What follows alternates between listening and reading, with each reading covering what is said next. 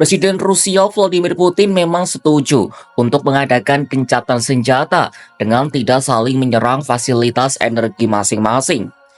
Namun sejumlah pihak merasa ada maksud terselubung dari Putin terkait persetujuan itu.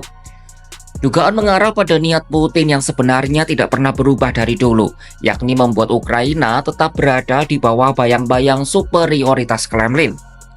Lalu benarkah begitu? Simak selengkapnya dalam video berikut.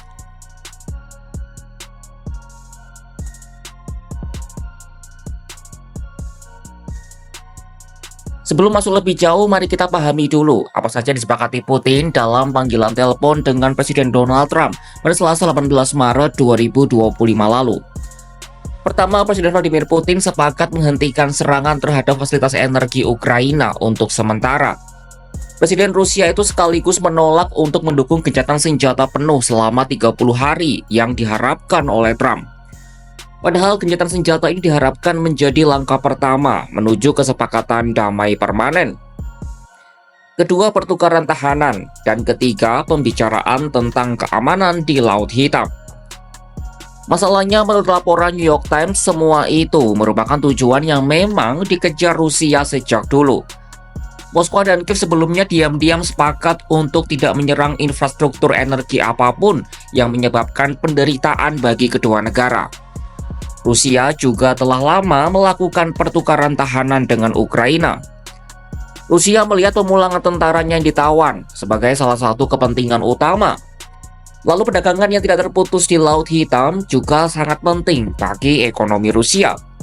Kurangnya konsesi yang jelas dari pihak Rusia memicu ketakutan di kalangan pendukung Ukraina bahwa Putin hanya mengulur waktu.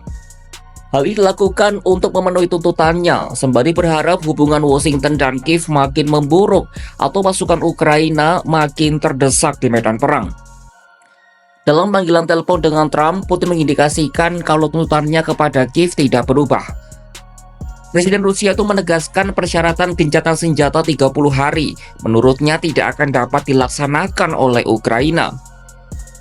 Ia mengklaim Ukraina telah melakukan sabotase dan melanggar perjanjian di masa lalu, serta menuding Ukraina melakukan kejahatan terorisme di Kursk.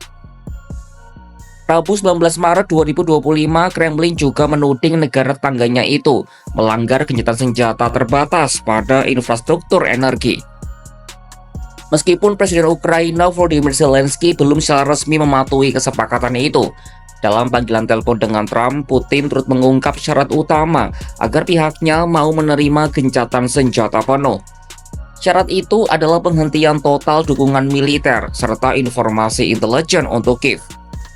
Jika benar demikian, sejumlah analis menilai Ukraina akan selamanya menjadi sandera militer Moskwa yang jauh lebih superior dan terdampar dalam orbit Kremlin. Meskipun dalam wawancara dengan Fox News, Trump membantah Putin menetapkan dua syarat itu untuk menyelesaikan konflik. No, he didn't. We didn't talk about aid. Actually, we didn't talk about aid at all. We talked about a lot of things, but aid was never discussed. Tetapi pernyataan Trump ini bertentangan dengan ringkasan telepon yang dirilis oleh Kremlin. Lantas apa yang ditawarkan Rusia untuk menarik Amerika agar semakin berada di pihak mereka?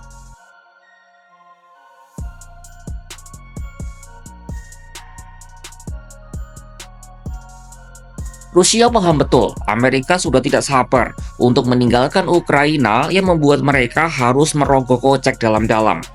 Rusia sekaligus ingin membangun kembali hubungan baik dengan rival selama perang dingin itu. Plus ada kemungkinan Ukraina menghadapi situasi yang makin buruk di medan perang jika kehilangan pendukung terbesarnya dan akhirnya setuju untuk menyerahkan sebagian wilayahnya ke Kremlin. Ex-pejabat intelijen AS Andrea Kendall Taylor menyebut kemungkinan di atas sebagai skenario terbaik yang dapat dicapai Rusia.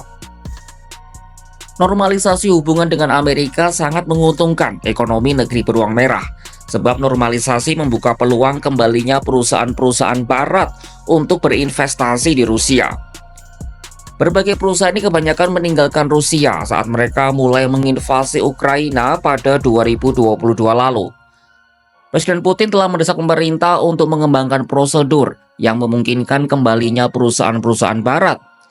Hal ini Putin katakan dalam pertemuan tahunan dengan pengusaha dan pejabat tinggi Rusia Selasa 18 Maret 2025 waktu setempat.